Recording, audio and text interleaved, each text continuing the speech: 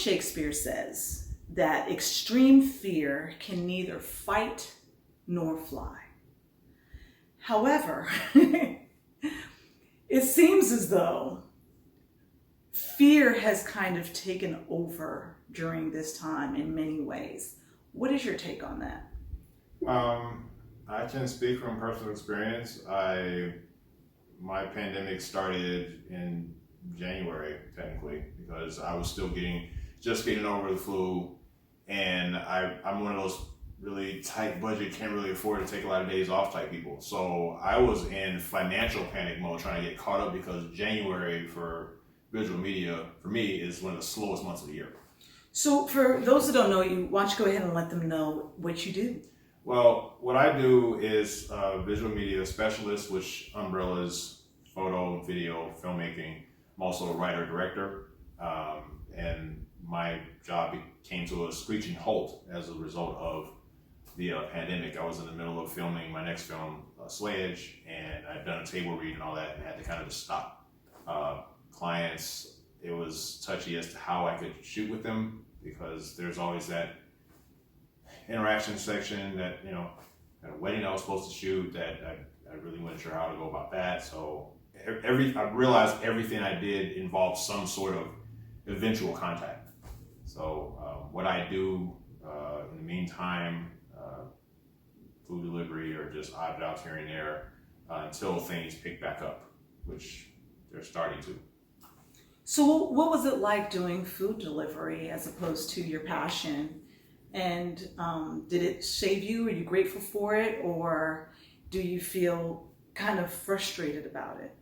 I am grateful for what I was able to manage with it. It's frustrating because I've never looked at it as a primary income. It's really not, it's supposed to be supplemental. Like, my goal is to be a standalone entrepreneur, CEO of my thriving visual media business. Like, last year I launched my filmmaking aspect so that I could finally start doing that. And then this happens. The virus and just the quarantine and shutdown in general affected my work a lot.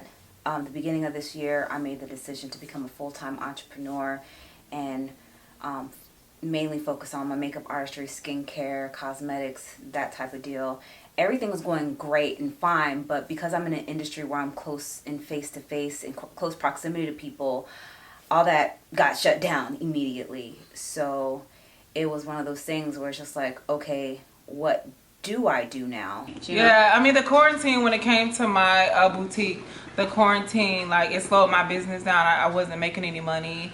And normally I make a lot of money because it's tax season and people got money to blow. But during that season, when February, March, or whatever it was, April, people wasn't buying clothes because they trying to save up money to survive. You never know when your next check coming in.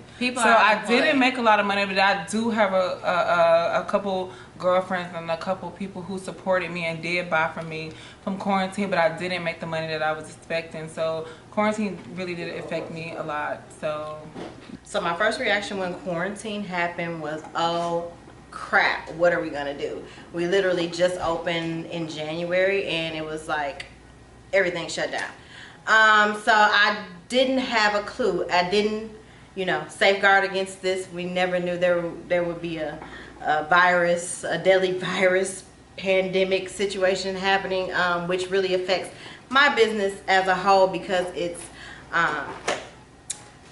manicures, pedicures, it's very hands-on, barbers and things of that nature. So we literally had to completely shut down. Actually, let me be clear. We were able to keep our kitchen open. So we did kind of have a little bit of a safeguard against, the virus taking over the world. Because we were able to, partner with DoorDash and Uber Eats and still provide food and stuff for the community. So we were an essential business in that sense. And so it was scary because everything pointed to don't leave your house, stay home, lockdown, don't do that, and so many rules. Like I get out of my car wiping down everything, and just I became a germaphobe. I became already very kind of OCD as it is, and so now I'm very much like just double checking everything now. I wipe down countertops for no reason. I'm wiping down everything. So driving, it saved me from a financial standpoint. It became my Zen space because it's the one place where no one really needed me. I'm a service provider. And so I, photo and video, all that stuff. And to have months go by where you kind of can't do that job, this car is the only way you're going to make it get by. And so a lot of my brainstorming happens in the car, a lot of my just Zen space, music. So that was kind of my piece. So I just drive around for hours.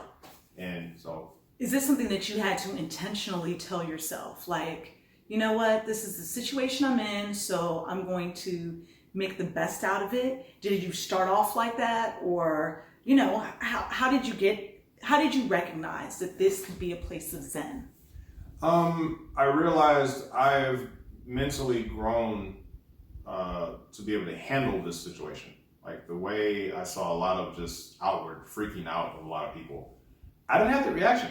I kind of saw that. I kind of developed this thing called pandemic peace, where it's like, oh, so I don't have to be on call for multiple gigs at one time.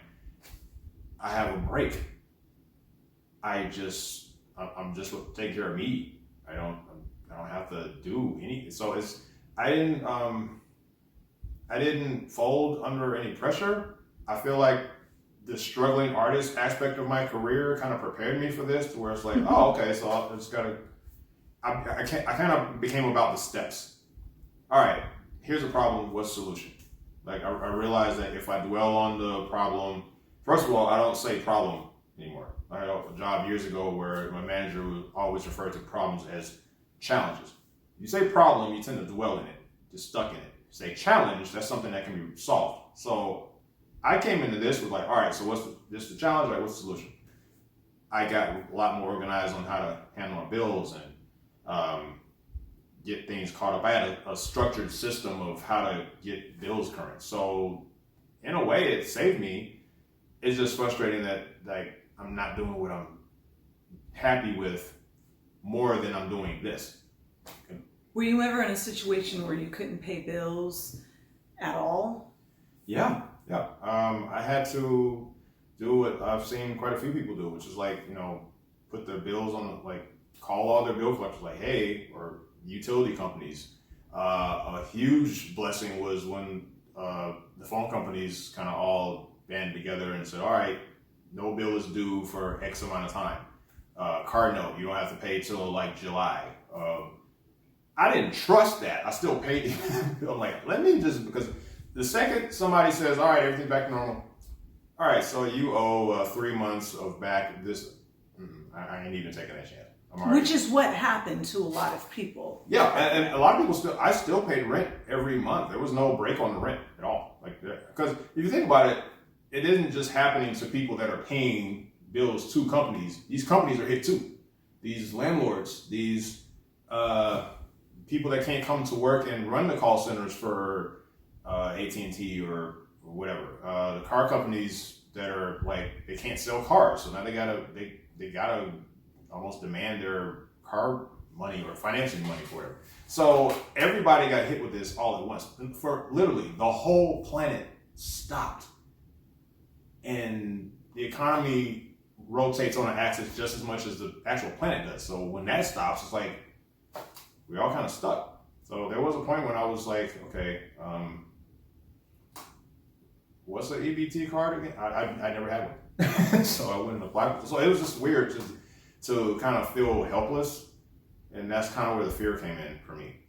Did you find a peace, and maybe that's not the right word, but did you find that it was helpful that you weren't the only one going through it? Literally everybody was experiencing this. Of course, everyone's story is different, and not everybody suffered, but everybody was going through this.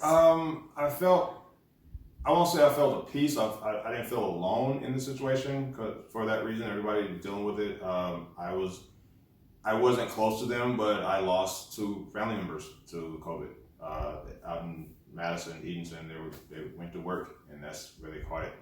I felt bad that those that were impacted, that lost their lives, they're isolated, and there's no goodbye. There's just, and my biggest thing is like not being able to say goodbye to somebody. So I understand that part. So it wasn't so much a piece, but more so, you just, everybody's dealing with it. I think that's what kind of helped keep me on track, knowing that it's not me, it is me, but it's everybody at the same time.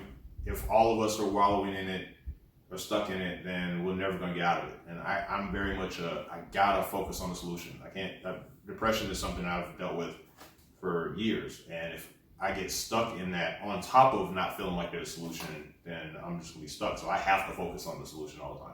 So talk to me about this pandemic piece, because it sounds like you did not actually deal with depression during this time. It sounds like you are in a very healthy space and that you were very deliberate about how you wanted to feel during this time. Well, that's months of practice with this particular situation. I think now we're entering fall. I've kind of got a handle on it.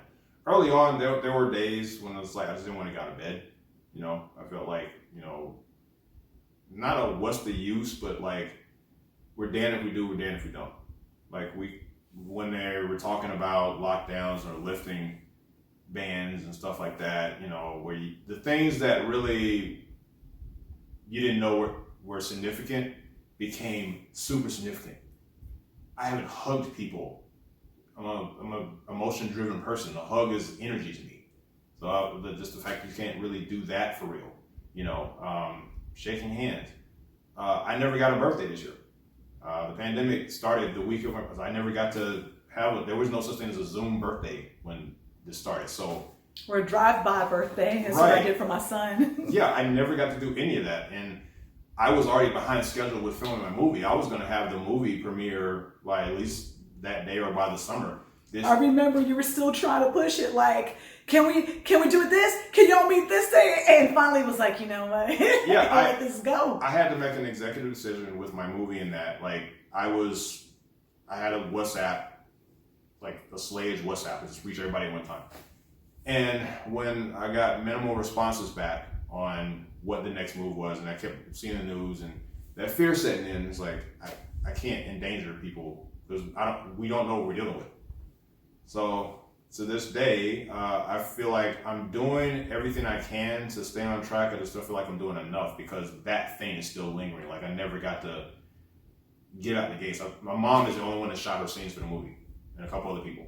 But there's been a lot of helplessness that I just haven't outwardly shown, I guess I should say. Just get out of bed, figure things out, what's the next move. Again, I can't let depression seep in. But the pandemic piece kind of came from just, I know what to do. There's no excuses. I know what has to take place for me, for my finances, for my family.